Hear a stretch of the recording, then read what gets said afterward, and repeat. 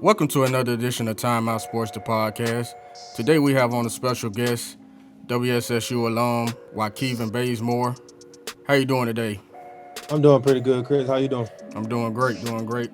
Good. Grateful to be alive Yes, sir, man. With all this stuff going on in the world, man, you got to count your blessings every day. every day. Grateful to be alive. Well, let's jump right into this, man. Talk to us about your childhood growing up in Kelford, North Carolina. Okay. First of all, man, my hometown in Calvert, North Carolina, we have about 300 people. My hometown have no stop lights, probably about 3 or 4 stop signs. So it's a small knit community. We used to have, at my mom's house, we would have 20 people on a concrete court just playing full court basketball. Just all day, or we might go across the street to our park and play football all day after church Sunday. So, growing up, it was always sports. My mom worked 3 jobs growing up. My dad was, in and out of the job. So it was kind of rough for us growing up, man. So all we had, our outlet was sports. So, once I got to about middle school, I started taking sports seriously. At first, I was a football player. So I loved football. And then in 7th grade, my cousin broke my shoulder like the last practice before our last game that year. And then I was like, from then on, I was like, I'm not playing football no more. I'm done with football. But, growing up in Burt T, we had 2 middle schools. So we didn't have a lot of people, to go out for football. So they begged us to come out for football. So I played last year, my 8th grade year. But honestly, it just got too cold. It got, those hits won't get lighter. So after my 8th grade year, I devoted, my time to basketball, and then that's when I grew up. And my brother played for Boo Williams. So once he was done, I played for Boo Williams my sophomore summer, my junior summer. So and that's what got me most of my exposure. That's how I was able to get to Winston. Making a long story short. So like I said, growing up in Calvert, man, it was just a tight knit community. All we did was sports, and that was our outlet. Right. Okay. So, what was the progression like? Were you always one of the top guys on your teams, or were you, did you have to kind of go up the ladder and keep improving? Right. So I say growing, especially in Burt T, like, me and my guy Norman Cherry, he played Division 3 ball at Christopher Newport. He had pretty much the same career I had in college. But so me and him was always we've been playing together since my 1st grade year. Um, so we was always those two main sports figures growing up in our age bracket. So I would say in Burt T, I was always, that guy on every team. I was that guy, football, basketball. Me and him was the guy. So once like I said, once I played with Boo Williams, my 16-year-old year, I played with the A team. So there was guys like Dorian Finney. He plays with the Mavericks now, and a few other guys that play, high level overseas. So I was kind of the bench guy. I think I was like the 7th, 8th man off that team, that Boo Williams team. And then my 17-year-old year, I played with the B team, but we were really good.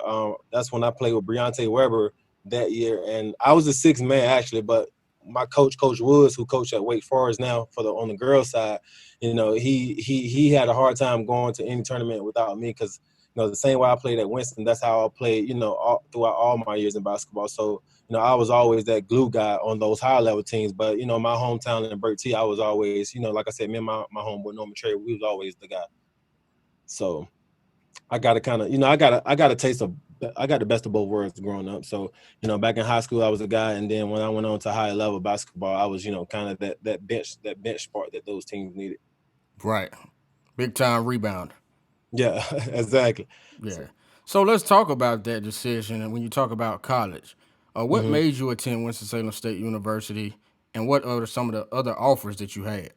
So that's a funny story, man. Like I tell people that story all the time. Matter of fact, I saw Coach Collins, the coach who was my head coach my first 3 years in Winston. I saw him about 2, 3 months ago at this JUCO tournament. We were sharing that story together. So coming out of high school, man, I was vastly under recruited. I was always undersized, 6'3", 6'4", basically a power forward at that size. So, a lot of D1 stayed from me. So like I said, my 16-year-old year, I played with Boo, and then my 17-year-old year, going into that summer, I played with Boo again, and then we went down to Florida for the Super Showcase and the Nationals. So that was kind of my coming out party, if you would say, um, as far as a national level. But going back to when I was 14, 15, I played with Elizabeth City Blazers, and I was 14 and I played up to 16. going into my sophomore year in high school. So that was kind of my coming out party locally. Everybody knew me locally after that, but national level. Once I went to that Super Showcase, I played against CP3, like guys like Dez Wells and Rodney Purvis and all those guys, and I had like 20-20 against them, and that was kind of my coming out party to a lot of coaches and stuff. And then like the next game, I had like 17-14 against LeBron James shooting stars. Like I was just on the road down there. And everybody was kind of wondering who was that little 6'4", 6'3" guy that was getting all these rebounds, just playing hard. But a lot of D1 coaches still stayed away from me just because of my size. So going back to high school, my senior year, I think I averaged like 19 points and 15 rebounds. I was second in the state in rebounding at 6'3", 6'4". So, but a lot of coaches still stayed away from me. Even D2 coaches stayed away from me. So coming out of high school and going into my senior summer, I had 2 offers. That was Barton College and Mount Olive College. The funny story about that, Coach Higginbotham at Mount Olive, we talked to this day, but, I called him and he called me the day I was about to call him to commit to Mount Olive, because this was like in June, man. It was late in the summer. So he called me the day I was about to call him to commit and was like, hey, another guy took your scholarship, so we're going to have to go a different route with this guy. And I forgot the kid name, but he turned out having a pretty good career in Mount Olive too.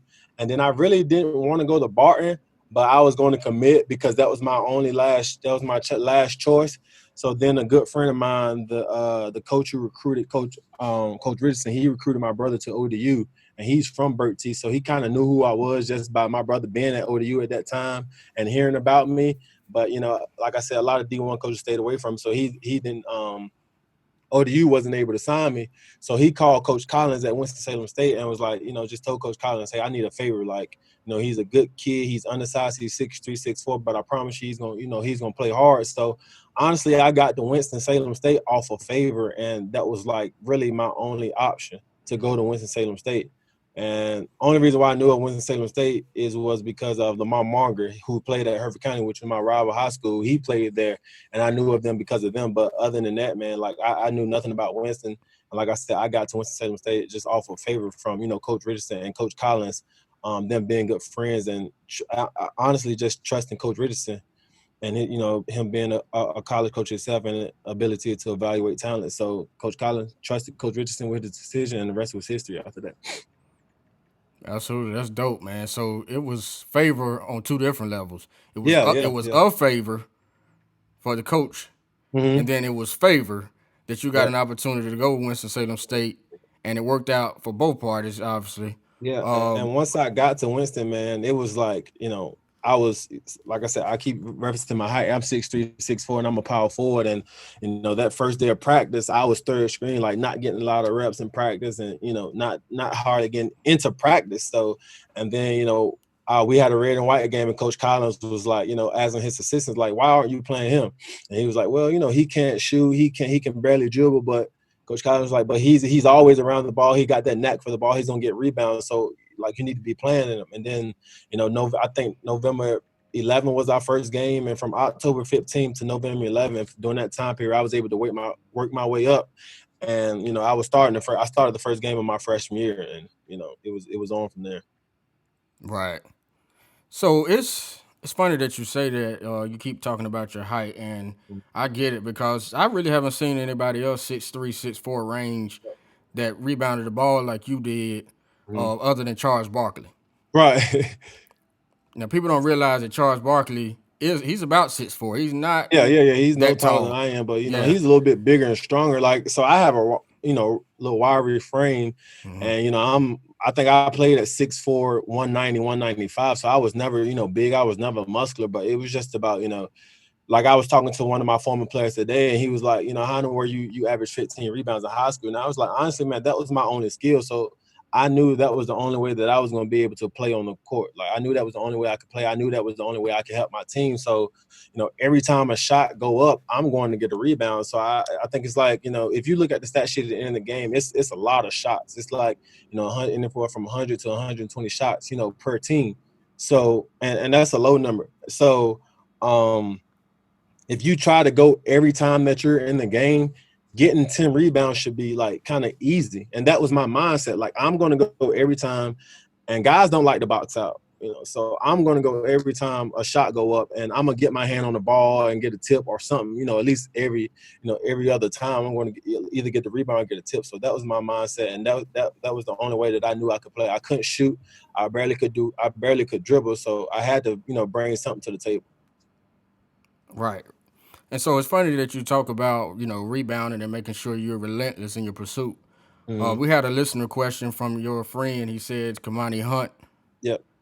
He said, what advice would you give someone who's trying to improve as a rebounder? It's just like I said, man. Just got to go every time. Like I tell the players that now that I'm coaching here at the University of Virginia Wise, I tell them all the time, man. Just go every time. Like you never know when that ball is going to just fall in your hand. And it's a funny story about Kimani because I think it was our freshman year I played with Kimani at Winston.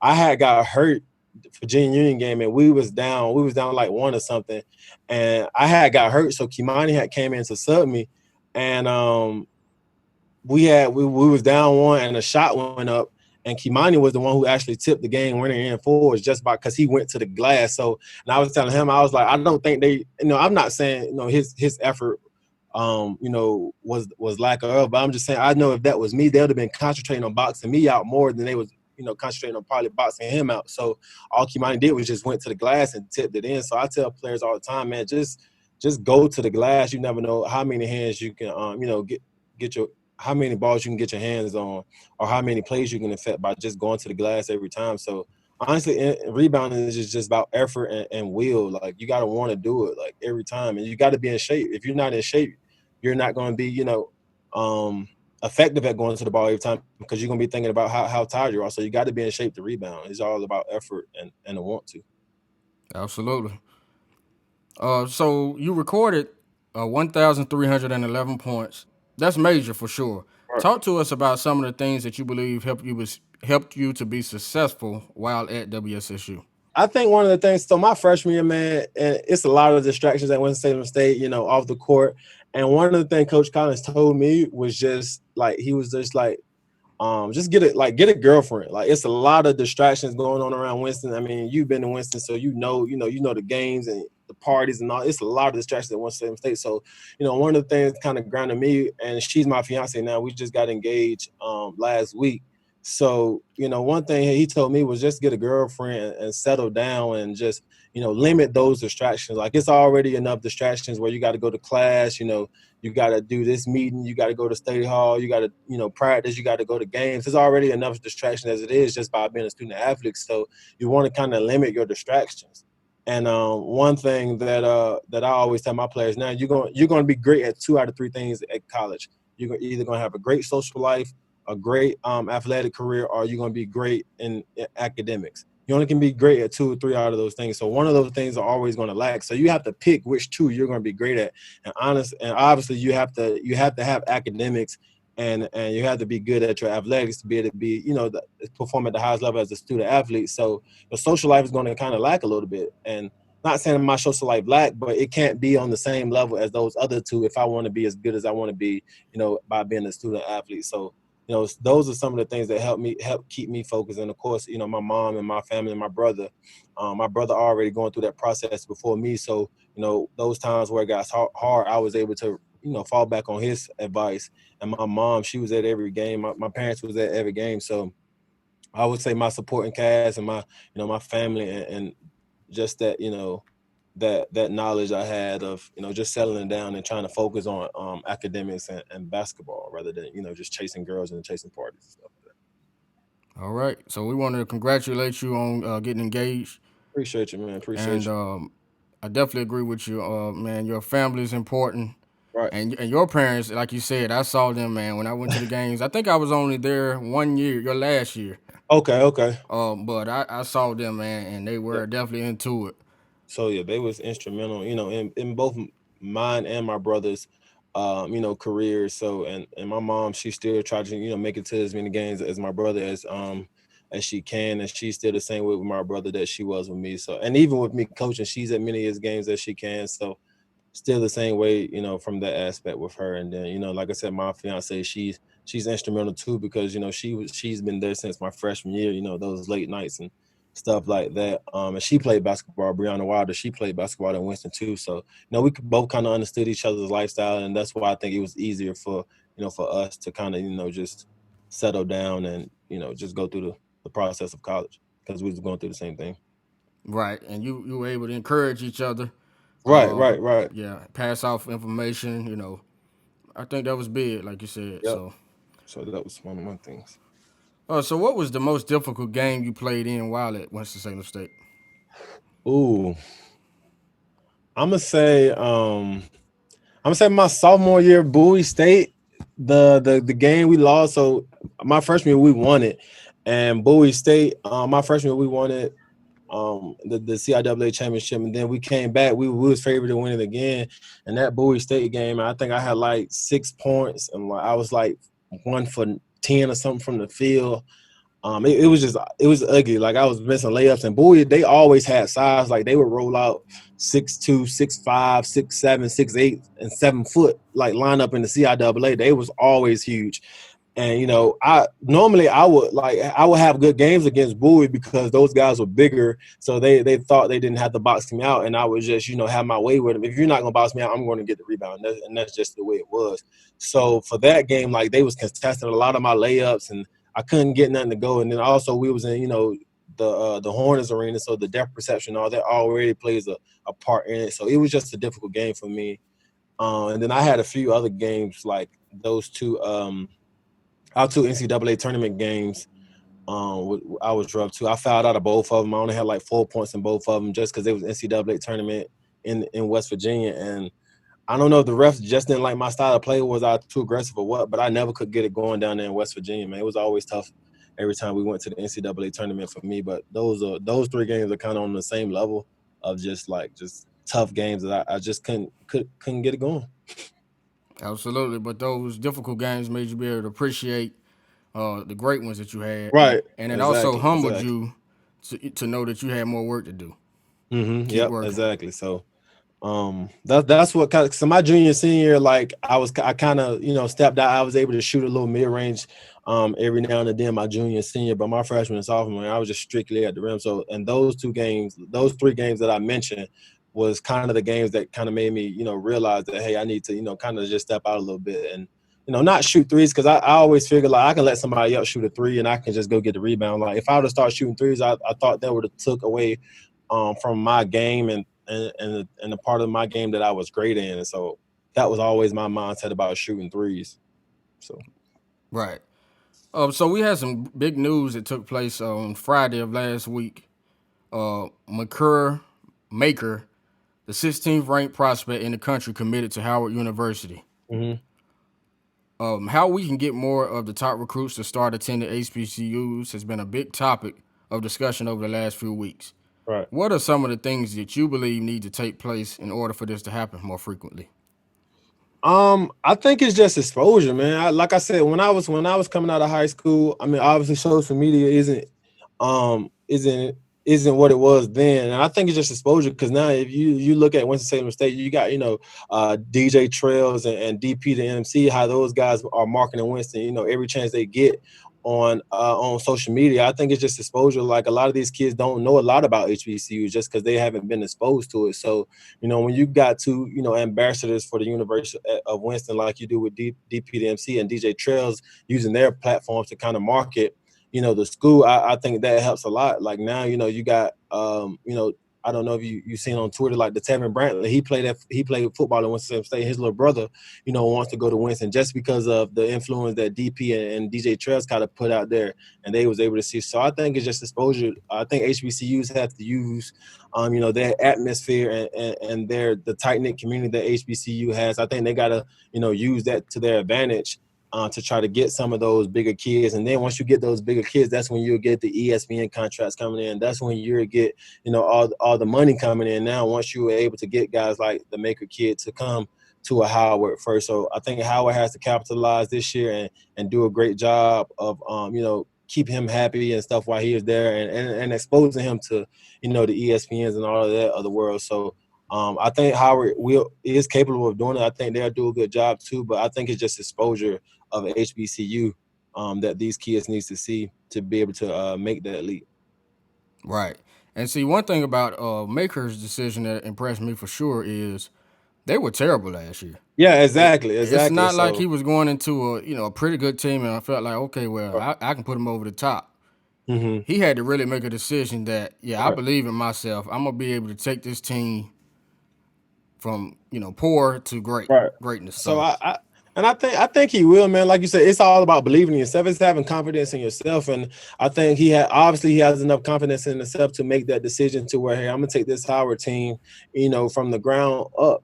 So I think he has the capabilities. I think he has the talent, but it's all about mindset. Now he has to get the guys that's at Howard to work a little bit harder to bring him up to that level, because they a lot of the MEAC schools, they play these hard non-conference schedule against these high major D1s. So those are the games that he's gonna has to excel in. He's gonna have to get his teammates to kind of play to his level too as well.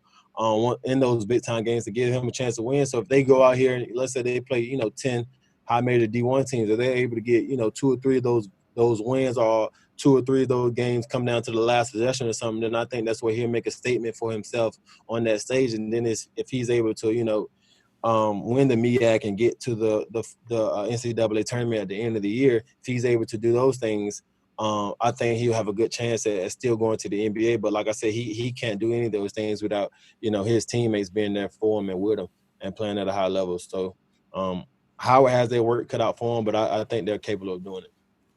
I think so too. That's one of the things. Like you said, exposure is big.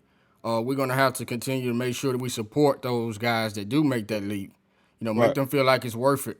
And that's one of the things, one of the reasons why I started, my podcast, and Mm-hmm. even given the content that I do on a daily basis, is because I want to highlight HBCUs also, and Right. that's why this month in particular I wanted to have WSSU guests on. I Mm-hmm. had Robert Cologne about a month Yep. ago. Then I have you today, and I have Amir Jackson also. Gotcha. And so, like you said, it's gonna be big that people get behind him, and he's gonna have to be able to win some of those close games, like you Yeah. said. Mm-hmm. And one of the I, things that works out okay. also is he had an example like you did. Yeah. Thon Maker has already made it to the next level and Exactly. is doing pretty well. So I think that's big, having that example. Exactly. And I think, as an HBCU community, obviously I coach at, UVA Wise now.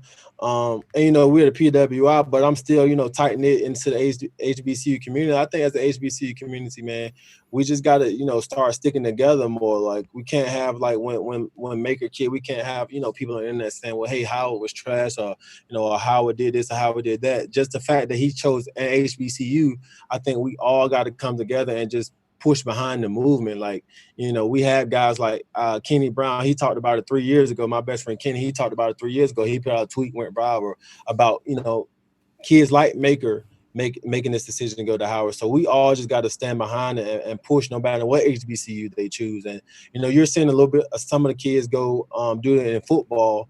I think a kid decommitted from Arkansas and went to Arkansas Pine Bluff. And there's been some more examples in football where 4-star, 5-star athletes are going to HBCU. So no matter what HBCU is, you got to push behind it, because we're just trying to start this movement. Everything's not going to be perfect right now, but to get this started, everybody got to be on one accord. Absolutely. And it's starting to gain traction, like you said. So it's Yep. just got to be an outpour of love and support. Mhm. One thing that I know that a lot of people have bashed him for is the fact that he's going to be on ESPN talking about the decision. Yeah. Now, of course, I believe that he should have chosen you know black platforms to Hmm. release this news to and to Right. talk to about it. But it's like you said, everything's not gonna be perfect right now. No. We just gotta take it. We gotta be happy with his decision, and Yep. then and from there encourage him. How to do it better next time as far as that. Yeah. Exactly. Exactly. I think like you said, everybody would love for him to come out. Like you said, for example, HBCU game that we all know that's the HBCU media outlet. I would have loved for him to go, to Stephen Gaither and them to do that. But I can't fault him for going to ESPN, because he's also trying to get exposure for himself. We can't everything is not going to be right the first time. So if he goes to ESPN and then he gets Howard out there, he gets the name of Howard out there, and then therefore, after that he can say, hey, I only want to talk the HBCU game day after the games or something like that. And then that's when we can start, making our demands. But I think at first we just got to start from somewhere. You have to start from somewhere. So Absolutely. I think I don't have a problem with him going to ESPN. I agree with that for sure. So we touched on it a little bit earlier, but I want you to go a little bit more in depth. Mm-hmm. How was it having an older brother? For those that don't know, Kent Bazemore, now a member of the Sacramento Kings. How was it having him as an older brother? And what were some of the things that he taught you? I mean, it's always been great, having that older brother. Like when I was in high school, man, I used to be at ODU all the time. That was like all the time. Like any weekend I had, I was at ODU. Any off week I had, I was at ODU. So I've seen, the groundwork that he was able to put in. Like, during the summers, he would wake up, go to class at 8 a.m. From 8 to 10, go to the gym, and then go back to class. And then at night they would have pickup every night at like 6:30. And then before that, like at 5 o'clock or 5:30, he would get a workout in before open gym. So I've seen, the 2-3 days that he put in from his freshman year all the way to his senior year to get to the point where he's at now. So me being able to firsthand see that work firsthand was instrumental in my career because I knew what it would take. Now, obviously, I didn't have the skill set he had, but I knew I had to put in some type of work somewhere along the line to have a great career. So it was instrumental, man. Not only seeing that, but him just being there, as I said earlier, having that advice when college got hard, or the tough nights that I had, having any advice that I could go to him to get was instrumental. And now he's like, he's 4 years older than me, so he kind of like he's between that big brother and that dad role, which I don't mind because I'm always looking to learn, every day. So he's kind of that in between figure for me right now, being that my dad is, he's kind of, ill right now. Well, I wouldn't say ill. He's just he had a few strokes 2 years ago, so he's not able to say what he needs to say. But now my brother has kind of trying to guide me to be a man now. Like he has a wife, he has a kid, and another kid on the way. So now he's trying to build me into that father figure and that man as a family. So that's the kind of road that he's taking on now. We're in two different paths. Like he hasn't been on the coaching side now, but I can also get pointers from him, basketball wise, workout workout routines and all that type of stuff from him from a basketball to make my career better. So it's been great having him, man.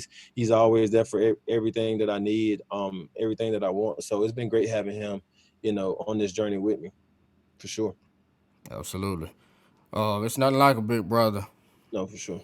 And so, one of the things I wanted to ask you when it comes to coaching, like you said, you're now an assistant coach at UVA Wise. How was that process? How was getting into that? So it's funny because I played in Spain my first year, and a lot of people don't know I left Spain early, for the birth of my daughter. Like I think it was April, and yeah, I left in April, and my season was in May. And when I was in Spain, I was leading the league in scoring. I averaged 23 a game and like 9 rebounds over there. So I had a few offers on the table to go to the third league already before I left. But I had to make a decision where I wanted to, So if I would have stayed the whole time, I would have left in May, June, depending on how we did in the playoffs. I would have left in May or June. My daughter was born June 9th, and then I would have left again in September to go start another season. So I didn't want that. Like I wanted to be there for the birth of my daughter. I wanted to see my daughter grow, and now she's 4, and I love every bit of it. So when I came back home, Coach Wilhammer was coaching at Winston-Salem State, and he had offered me the job at Winston. And I didn't want to take it because Coach Collins always told me that whenever I take a coaching job, I need to be like, strictly done with playing. And when I came home, I didn't want to stop playing. I just wanted to be closer to my daughter or stay home longer with my daughter for a little bit. So, in that next January, I tried out. I went to Canada. I tried out for London Lightning in Canada. And they was the reigning champs in London. I think they had a 15-man roster, and they returned 12 from that roster.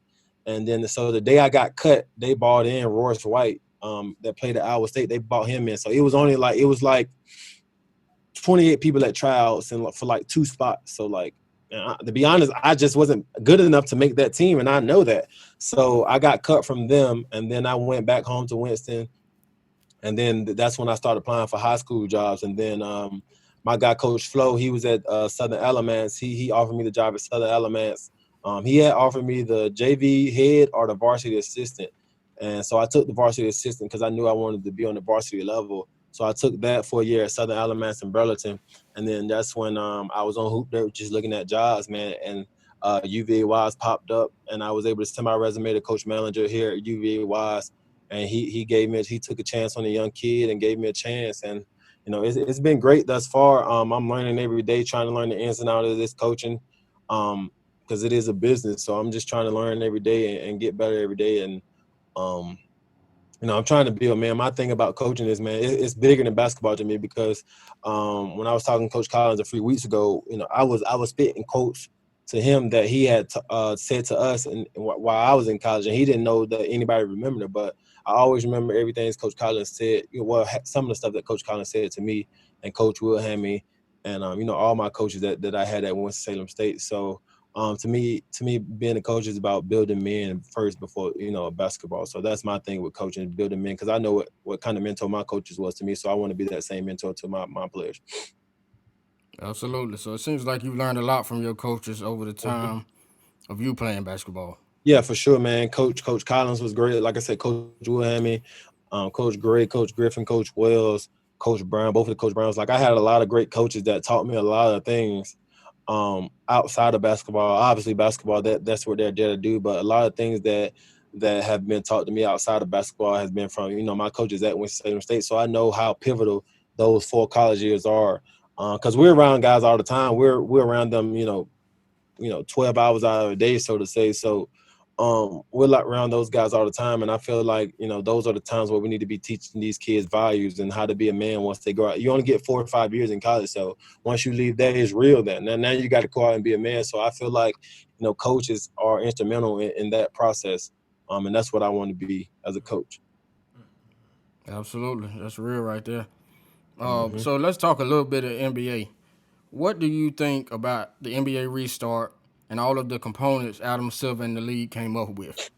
It's funny because I just got off the phone with my brother talking about, because they're about to leave to go to Orlando tomorrow. I just got off the phone with him right before this. So he was talking about, all the stuff they had to do because the Kings facility just got shut down, I think two days ago, due to somebody testing positive for their COVID. So it's kind of tough for them right now because once they get to Orlando, they have to. So they hasn't been to the gym, I think for like 2 days now, and then once they leave to go to Orlando tomorrow, they have to quarantine for another 24 to 36 hours. So that's another day, or a day and a half or so that they can't be in the gym. So he's kind of upset because he can't get in the gym right now, and he's putting in so much progress now.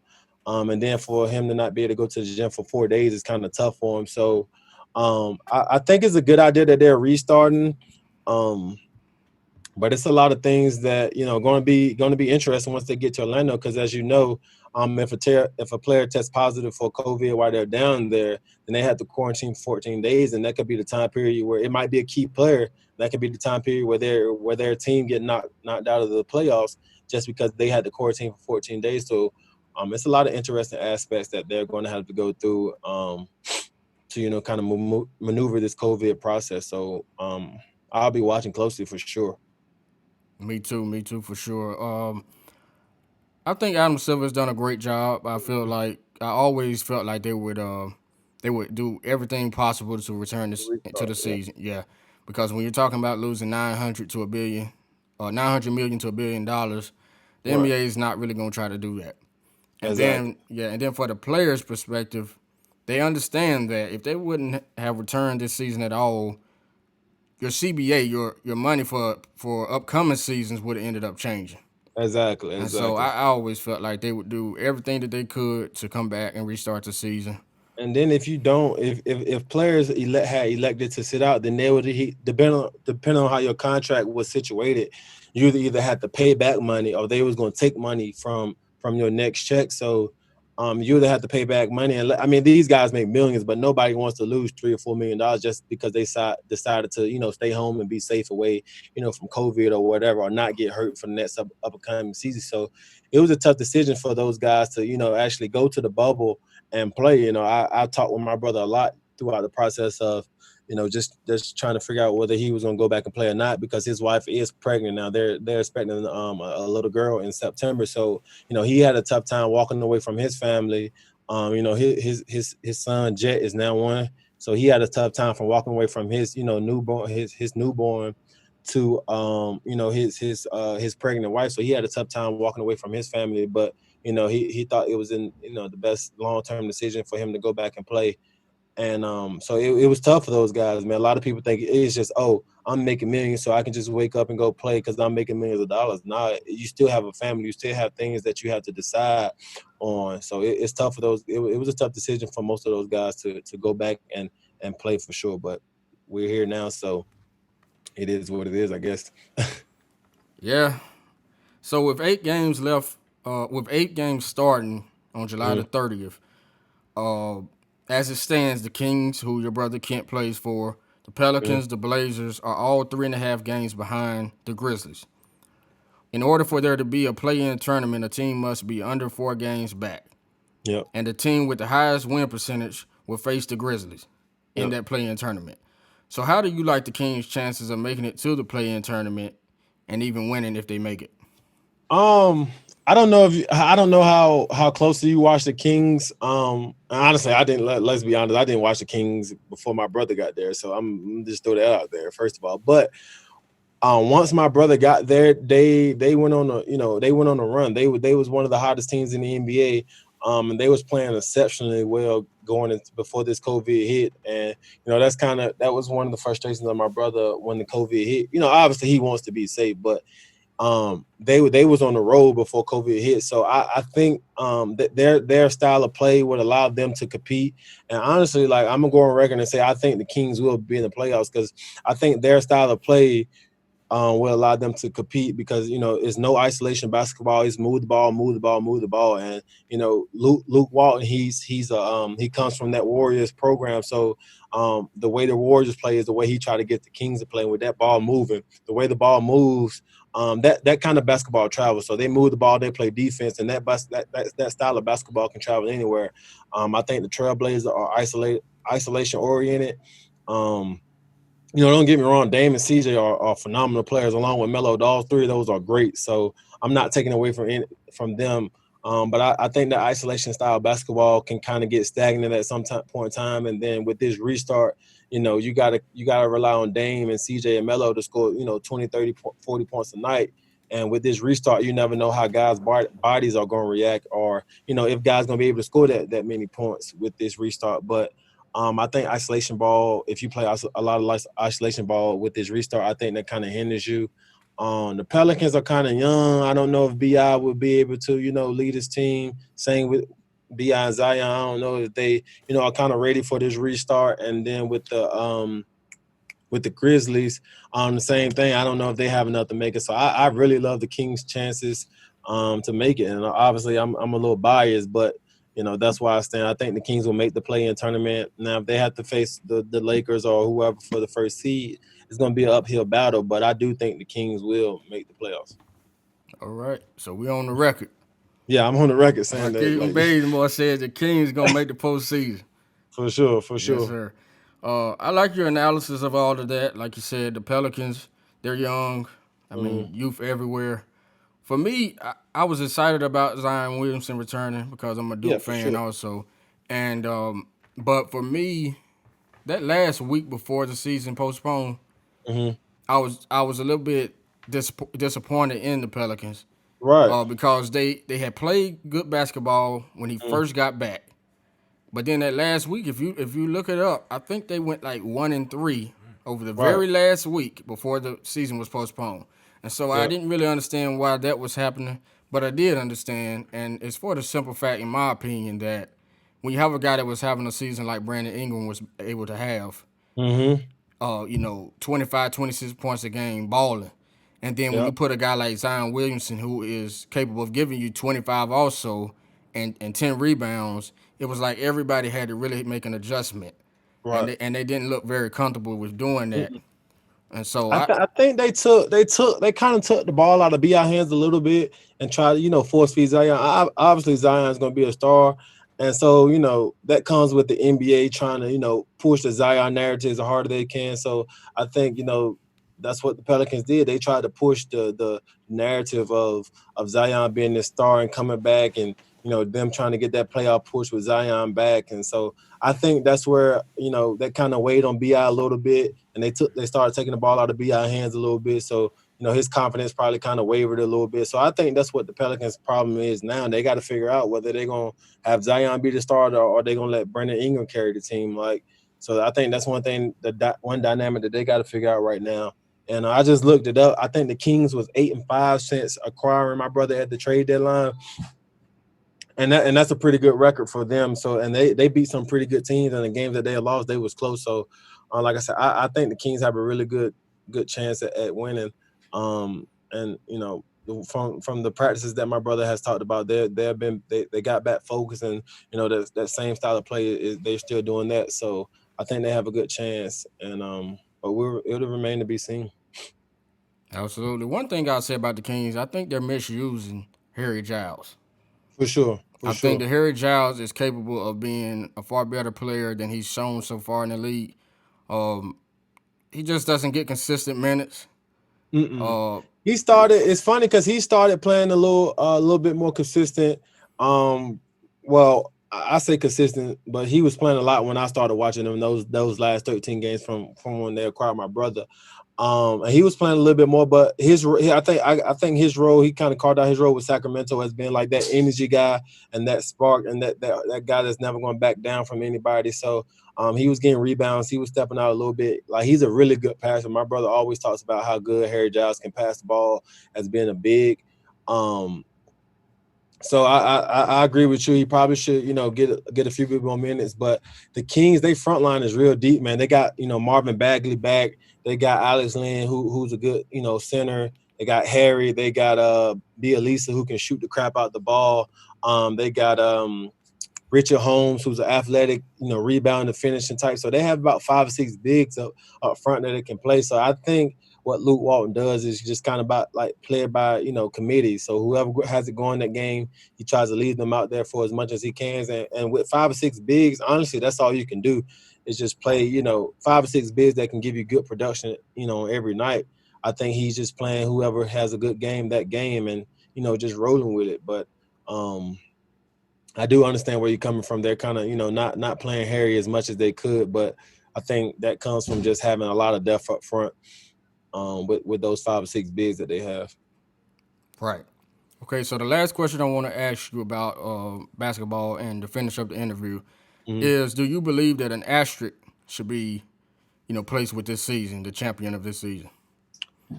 Um, yeah, I do. I mean, I'm not a LeBron fan anyway, so I don't want him to win it regardless. So if he does win it, I want an asterisk placed by it. But I do think it will be an asterisk placed by at the end of the day, because it's just been a weird year for everybody. Basketball related or non-basketball related. It's just been a weird year, period. So I do think this would kind of be phased as like the COVID year or whatever. Or anybody talks about it, where they would say, well, we had a 2 or 3 month break in between, or whatever. So I do think an asterisk will, be placed by, just because that's the way, society is set up. But um, if I would have to place an asterisk by, I think I will too, because it's just been kind of weird year, and it's just hard to, go on a 2 to 3 month break and then try to get back into the swing of things, especially for teams that's been rolling. Now, for teams like the Trailblazers, they had a lot of injuries, so they can kind of use this 2 to 3 months to get, players back that they needed. So I think it was good for them. But teams that was rolling, like the Lakers, like the Bucks, like the Kings, who I was mentioned, just trying to get into the playoffs. I think it's kind of a disadvantage to the teams that was rolling before this break happens, because you want to be playing your best basketball at the end of the year, and that's what those teams was able to do. So now with this restart, it's a whole new year, and you never know who might catch COVID. You never know what might happen, with this restart. So I think it'll be interesting to see, but I do think an asterisk will be placed by it, nevertheless. Okay. And it was actually my opinion that an asterisk shouldn't be placed, Okay. because I simply think that this is one of the toughest seasons. The team that is Yeah, able to overcome what's went on with this COVID and everything, they would have had to do things that other teams didn't have to do. I agree. So it's like the only way I say it should be an asterisk if it comes down to the playoffs, and of course Kawhi Leonard gets COVID-19. Right, right, Okay, right. well, if the Lakers But win at that then in point, that case, well, I mean, with if Kawhi gets it, then that kind of like it's the same thing what happened last year where the Warriors had some unfortunate injuries. So like then you just say, well, hey, he got COVID, so everybody else got to step up, just like what happened last year when KD and Clay went down. They say everybody else should have stepped up. So, you know, I guess it's kind of the same thing, but we'll see. I think society's just gonna place an extra by anyway, because that's what society does. They just find ways to, you know, cop out on things. So we'll see. absolutely, it always can be an asterisk place really when you Right, literally get into it. exactly. If you look back at the last few championships, it's always been, what if this would have happened? What if that would have happened? And then with COVID now, I just think it's going to be an even bigger one. So, um, you know, we'll see. All right, well, I think we're gonna wrap it up. I appreciate you for coming on. Yep, man. Thanks for Uh, having me, man. Anytime you want me on or anything like that, any way I can help, man, I definitely, appreciate it and definitely try to help any way I can. Definitely, anybody that's from WSSU or the HBCU that's trying to do something positive, man, I'm always in support, no matter where I work at, but I will always have that Winston-Salem State, embedded into me, for sure. So any way I can help, man, just let me know and I'll try my best to, get it done.